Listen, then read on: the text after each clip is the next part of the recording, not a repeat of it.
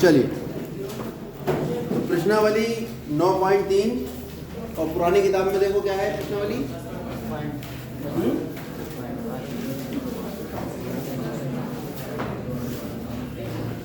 ये तो नई किताब में है और 10.3 है ये पुरानी किताब। दिखाओ जरा पुरानी किताब। 10.5।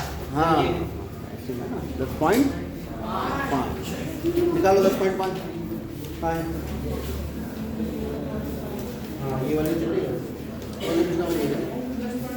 10.5 है भाई। तो सब लोग अपनी किताब खोल लीजिए और उसमें ये प्रश्नावली निकालिए। 12वां सवाल दे, 11वां तो कल करा देंगे।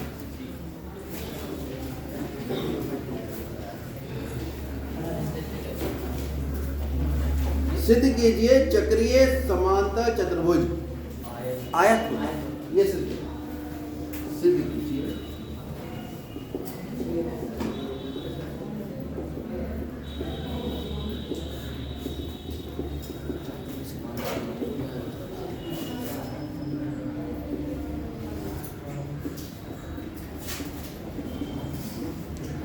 आयत।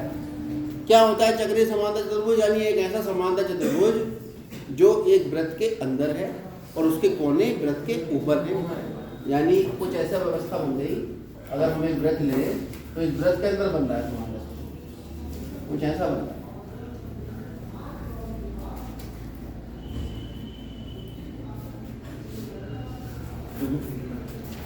पहले समांतर चतुर्भुज बना लो, उसके ऊपर वृत्त बना।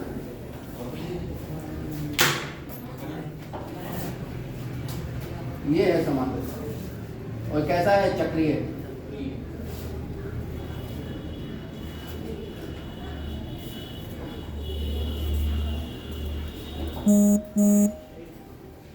और ये आयत होता है, तो ऐसा करो आयत में बनाओ।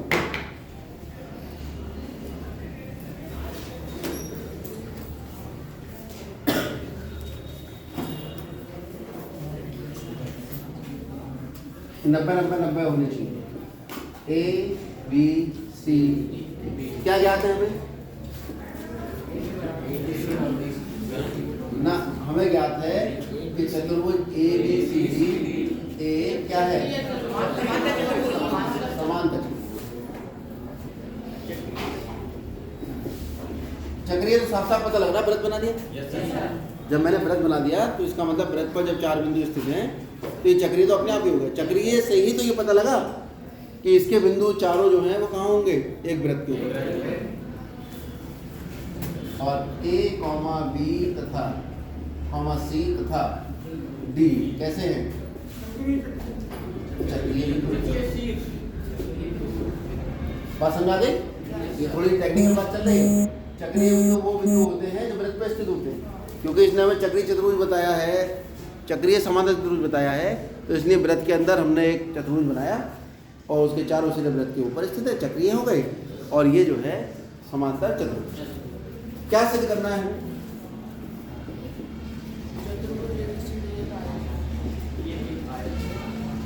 हमें सिद्ध करना है चतुर्भुज ए बी सी डी क्या है? एक आयत। और ये है चक्रीय समांतर चतुर्भुज। ए बी सी डी क्या है? एक आयत। ठीक है, इसको थोड़ा सा ऊपर कर लो, ये इसके सामने आएगा। अब उपपत्ति देखते हैं। जानकारी क्या है हमारी? क्योंकि चतुर्भुज ए बी सी डी क्या है? चक्रीय समांतर चतुर्भुज है। तो चक्रीय तो बाद में है, पहले समांतर चतुर्भुज है। तो इसके आमने सामने के कोण, क्योंकि समांतर चतुर्भुज में आमने सामने के कोण बराबर होते हैं। यानी ये वाला कोण जो है वो इसके बराबर होगा और ये वाला कोण जो है वो इसके बराबर। पहले हम इसी को ले लेते हैं, कोण ए बराबर कोण सी। क्यों?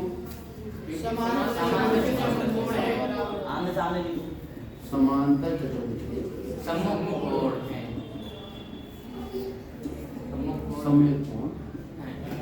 बराबर होते हैं।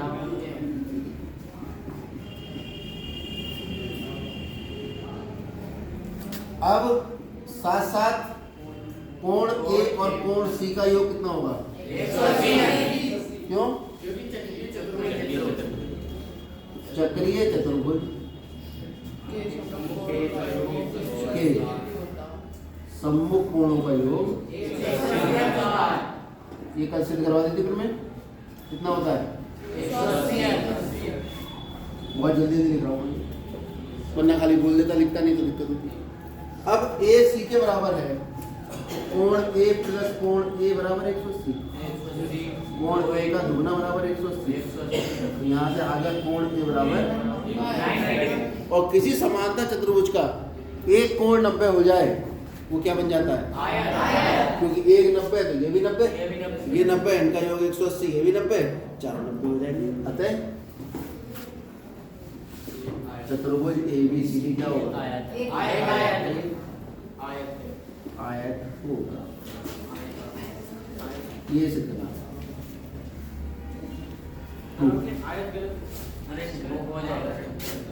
आयत गलत। ये ठीक है, चलिए आगे बढ़ो। अगला प्रश्न देखते हैं। अगला को पिछला देखना पड़ेगा।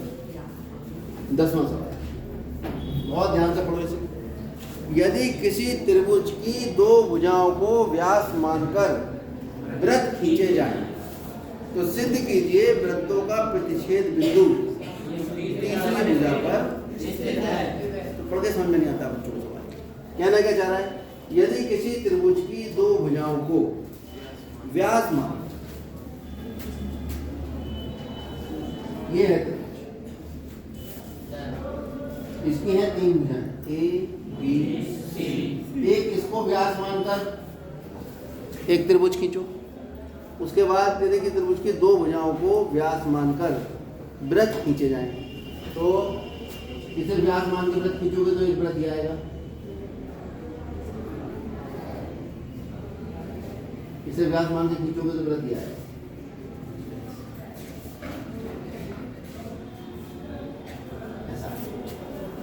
तो इन वृत्तों का प्रतिच्छेद बिंदु तीसरी भुजा पर स्थित है।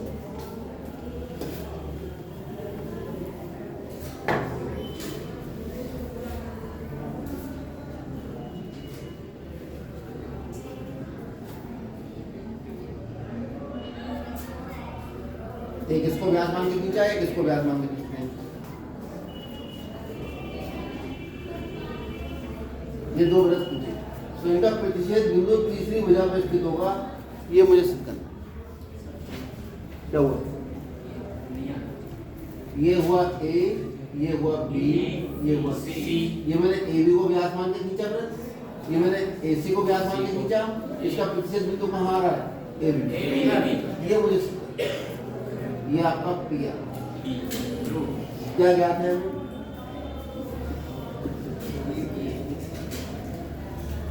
त्रिभुज ABC में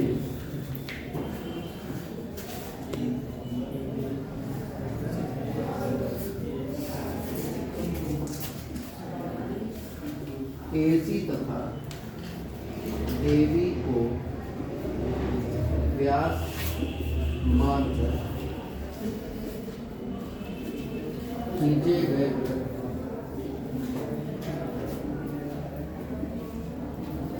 बिंदु P पर प्रतिच्छेद करते, कहीं ना कहीं तो काटेंगे। और क्या सिद्ध करना है हमें? बता पाएगा कोई बच्चा? हमें सिद्ध करना है बिंदु P जो इन दोनों वृत्तों का प्रतिच्छेद बिंदु है, बिंदु P भुजा AB जो तीसरी भुजा है पर ये भुजा सिद्ध। कोई दिक्कत? अब अगर मैं ये दोनों को मिला लूं, रचना कर दी, डॉटेड लाइन से होगी, ठीक है? रचना PC खींचा। अब मुझे ये नहीं पता कि जो PC है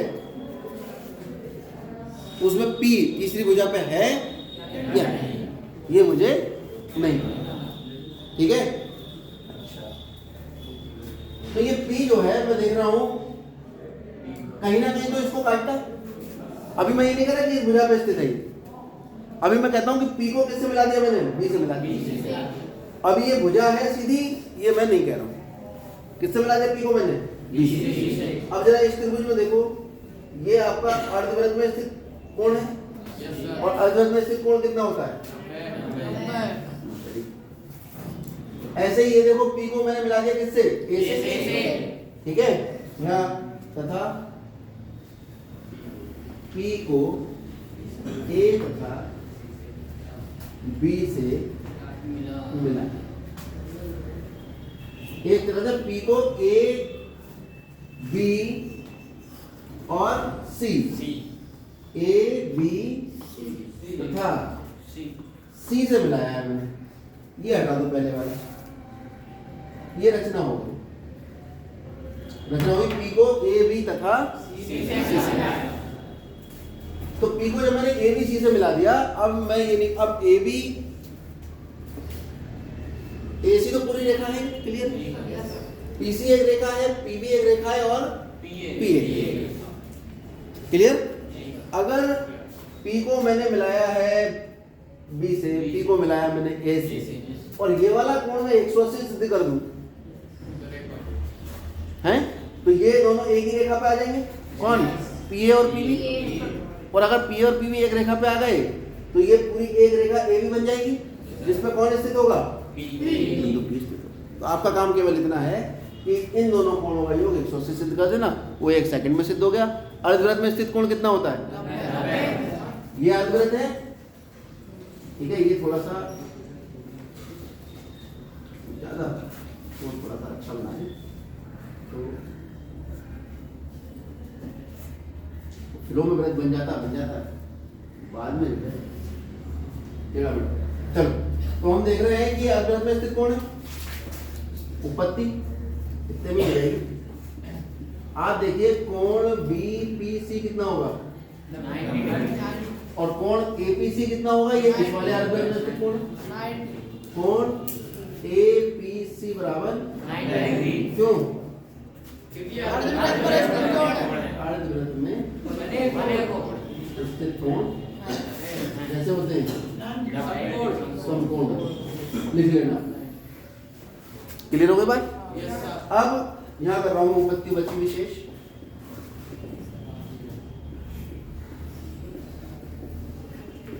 नीचे से तो आगे ऊपर कंटिन्यूएशन में ले लेना। आप देखो कोण APC प्लस कोण BPC बराबर 90 प्लस 90 कितना आ गया, 180। इसका मतलब क्या हुआ कि APB क्या है, सरल रेखा है। और अगर ये सरल रेखा है, इसका मतलब बिंदु P इस पर स्थित है, रेखा, और ये है इसका खंड कौन, AB पर क्या है, समझ में आ गया। ये हमें थोड़ा सा अनऑर्थोडॉक्स क्वेश्चन है, अजीब सा क्वेश्चन है, बच्चों को कम समझ में आता है, ठीक है। लेकिन जिसको समझ में आता है उसको पूरी बात समझ में आती है। यानी हमारे पास एक त्रिभुज था, त्रिभुज की एक भुजा को लेकर हमने एक वृत्त बनाया, फिर त्रिभुज की दूसरी भुजा को लेकर हमने वृत्त बनाया। ये कह रहा है सिद्ध करो जहां पर ये दोनों वृत्त एक दूसरे को काटेंगे, यहाँ काट रहे हैं, वो बिंदु AB पर स्थित होगा। मैंने क्या कहा, चलो काट रहे हैं, P पे काट रहे हैं, तो P AB पे अभी स्थित है या नहीं ये तो मुझे नहीं पता। मैंने क्या कहा, P को A से मिलाओ, P को B से मिलाओ। अभी AB एक सीधी रेखा है, इस पर बात हम नहीं कर रहे हैं, क्लियर है। फिर हमने कहा भाई ये 90 है, ये 90 है, क्योंकि अर्धवृत्त में स्थित कोण है, दोनों का योग कितना हो गया, 180। ये क्या बन गई, एक सीधी रेखा हो गई जिस पर कौन स्थित है, बिंदु P। ठीक,